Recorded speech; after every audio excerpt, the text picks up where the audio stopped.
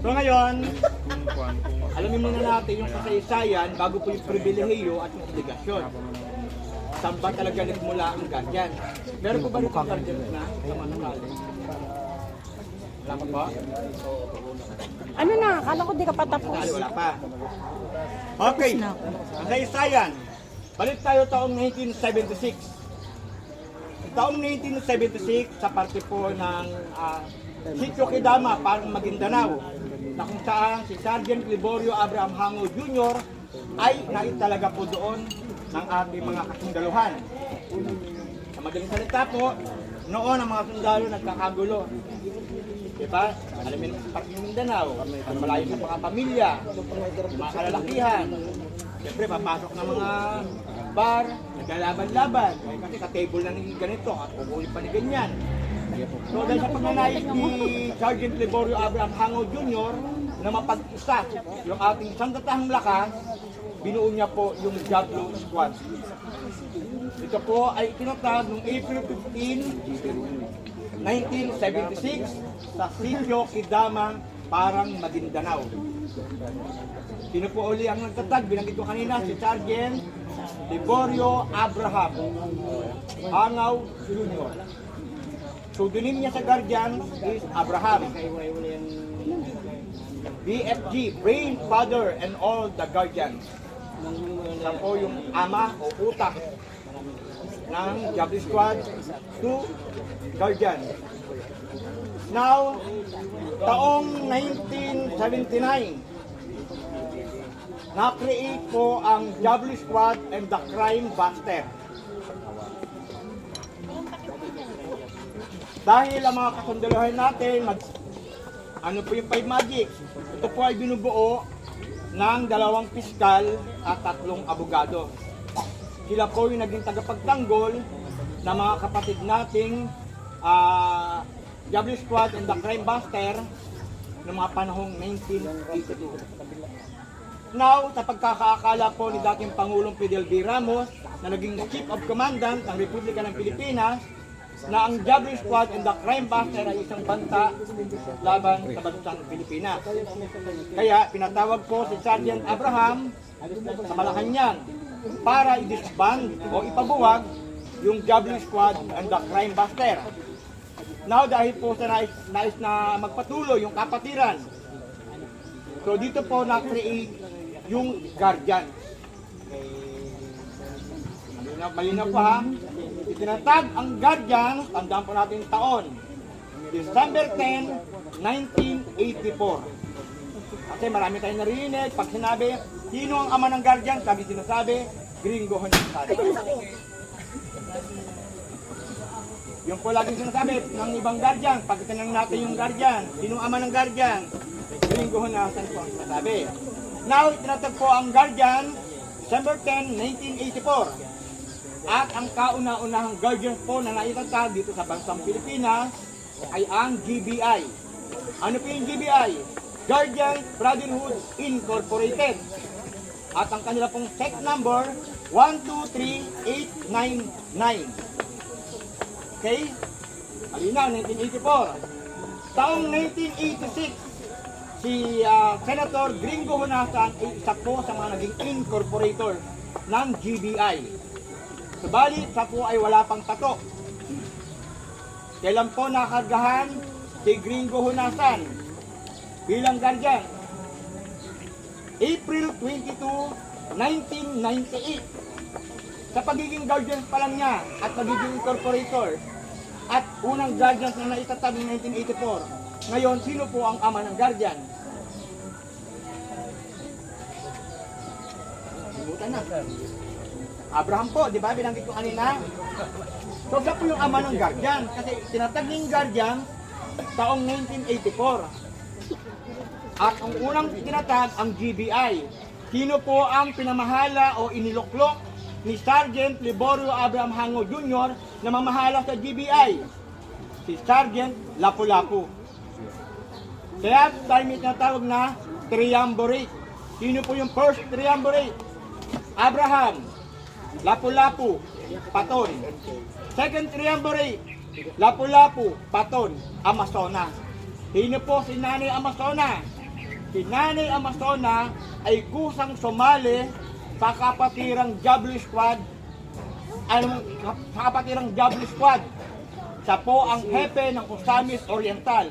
Ang kauna-unahang babae na sumali sa Jablo Squad. Yan po yung tinatawag natin mga triumvirate. Dahil yung Nanay Amazona, kung kayo mali piniport, triumvirate international. Maganda ibang sa. Ha? So, yung inihiling sa kanya. Ay kung meron ng ibang sabi, siya kama, namin muna kaya. Kasi po ba? Kasi pag lamang katisayan, na makakal sa iyo. Alam ko, pinang na ilang i-resort, kung kaya kinadagan. Hindi ang nagpaan. Ano pa no? Short history lang tayo sa kasaysayan ng gagawin. Now, kung papasin yung house, ang big part, bakit ay buo ng learning talent. So, lagi na lamang po ang nagkaroon ng crack. Ang isa po ay namayapa. Number 1, si Abraham. Number 2, si Aras. Number 3, si Peribal. So, parang buhay ko si Halcon. Buhay pa. Yun, buhay pa. Sa 12 hal, nakakatangkaan ng lipat. Tapos na lang buhay doon. Balik yung dalawa, lumit pa ng ladas. Laro na si Ama. Ang Abraham, sino po ang napatuloy yun? Na tinatawag natin panir. Yun po, si Arthur Amin Pepal. Sa po, yung lipat. So, yun po yung short history natin. Now, kita yung dito sa kanila, bakit Jablo Squad? Yung nakikita tayo dito, bakit dito Magic Group? Ang Magic Group po, ang kauna-unang bilyan, nakasok sa Jablo Squad, Bakter. At sa linong araw, ang mga sibilyan na katulad po natin, kailangan ko bibigyan. Kung hindi ka doktor, hindi ka abogado, hindi ka nurse, hindi ka engineer, hindi ka architect, hindi pwedeng sumali. Kasi doon, hinihingaan ng diploma. Ganun ang requirement noon. Para yun sa pagtanya ngayon. Napakasipi lang. Alamin lang natin kasaysayan, yung mga pataran, yung revolusyon. At kaya natin din, pero patuloy kasi. Now, paano po nakapasok yung second level ng sibilyan? Ayun na po yun. So, nakadi po yung kinara ang my group. Ngayon, makikita nyo sa kamay. Pag ikaw yung sibilyan, unang kali magadyang, ang unang rango na makuha mo ay MD. Na pwede gawin ng MD. Magic 2. Na po yung Magic. Magic 3, Advocator. Rebel Sex, Impotent System. Napangalan sa Philippines, ang mga mestrong katanggol ang naapi, walang lakas na mamamayan. Ano yung group? Reform, Oriented, United, Prosperity. Kapag isali naman natin sa vision, isang kaman ng mga Panginoon, may hangaring pagbago, may malinaw na yunin, nagkakaliba at sulong ng kaunlaran. Yan po ang meaning ng MD Magic Group. Ano po ang dalang symbol card ng MD? Yung color MD is mint green. Alam natin ha, gawin sa panila, anong rango mo? MD lang po, MD lang po eh. No? You can imagine, MD, Magic Group, isang may isang pagtangka na at walang lakas na mamamaya. Isang Maginoo, nang hangaring pagbabago, may malinaw na yunin, nagkakaliba at sulong ng kaunlaran. So yun po, na isang mabigat na ramdam at pag-ibig. Okay, bitin niya, na paano po ito tumadaan, paano po ito tumahat? Alam mo, nare-recruit po tayo. Kung tignan po ng ating uniform, may nakalagay po doon, recruited by. Diba, kaya si nag-recruit siya. O, nakalagay doon, recruited by, ano din. So, naka-counted po siya. At pinakit mo, may mga activities, pero ito may mga activities na malapit, sabi natin doon, ilang dalahan. Yan po talaga ang dalo natin sa mga aktibidades. Una-una, hindi rin po natin masasabi yung kalagay natin sa kalsada. Mamaya, marapa tayo dyan isang beses, walang magbago sa atin. Eh kung kala kayo, makakali yung ulo sa iyo. Sa oras ang problema kabigitan. Eh, pati lang hati na ito po tayo dito. Yung mga nurse, doktor, tulit. Ito, ang pati lang tayo. Ano pinagdadagdag sa ID? R. Sabi, mas mataas na, yung MD. Ranking, Magic Group. Active ko yan, ganito pa, na-active. Nangatayang S, RNG, RNGB, SND. Senior, ranking, Magic Group. Now, kapagiging founder pa, sa kanang request o ini-endorse, by ingat, depende po sa situation. Alam mo, ang presidente niya dito, nagpaan natin, hindi niya magkakat ng class time, Colon Alaya. So, sa madaling salita, pwede na marunong going to founder. Okay pa? Founder, ano pwede ng founder?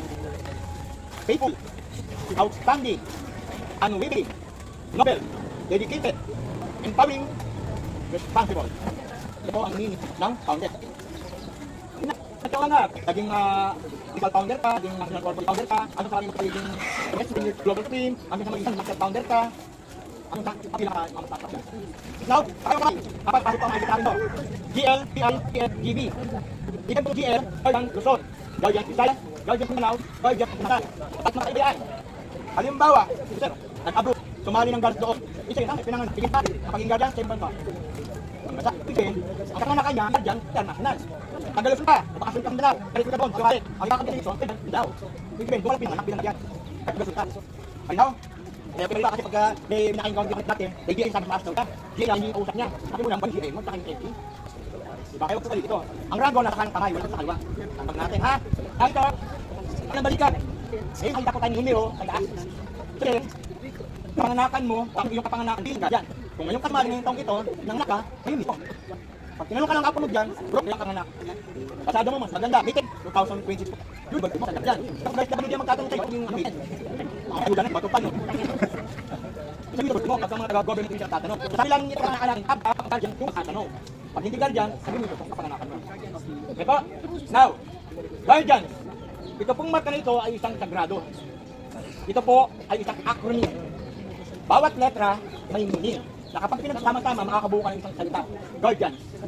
Ano yung ibig ng guardian? Gentlemen, united, associate, race, number, ingenious, advocator, nation, and society. Kapag sinali natin sa wikang Pilipino, mga maginoong nagkakaisa, katuwang ng lahing Pilipino, magigiting at maalam o matapat na tagapagtanggol ng bansa at lipunan. Kaya ito po ay sagrado na dapat natin pakaingatan. Ayun na pa ha. Pero hindi po rito sa gitna ng ating triangle. Paano yung dito? Ito lang din po yan. Luzon, Visayas, Mindanao, o International. Now, may makikita kayo diyang pangalan sa ibaba ng letter L. Hindi po ba pagka kayo pinanganak ng magulang, binibigay kayo ng pangalan? Dahil sa guardian, bago panganak ka bilang guardian, natural, meron kang pangalan. Anong pangalan? Tuling pangalan sir? Arman. Halimbawa, si Sir Arman, gusto niya maging tubirin niya, Alaksan. Pwede po yun. Kung gusto niya maging tubirin niya, Spider. Nasa kanya po yun. Ano po? Nasa inyo po yun, kayo po mahangang bigay. Pag naging guardian na po kayo, hindi na po namin i-face na namin na, Kuya Arman. Hindi na po. Kung binigay niya man, MP man, o founder man, o anumang rango niya siya. Iiwanan na po natin ang pagtawag ng mga kuya, ate, etc. Kung magkakamak-anak kayo, di pa nandito kayo, tawag ang bilang dito, kuya, ate. Hindi na po yun. Pero pag may mga kapulit ng kapatid ng guardian, tawag po tayo na ayon. Ngayon, kung di mo alam ang kanilang rango, kung galing, pwede mo tawagin ma'am, sir. Pero kung narinig naman, yan, narinig nila.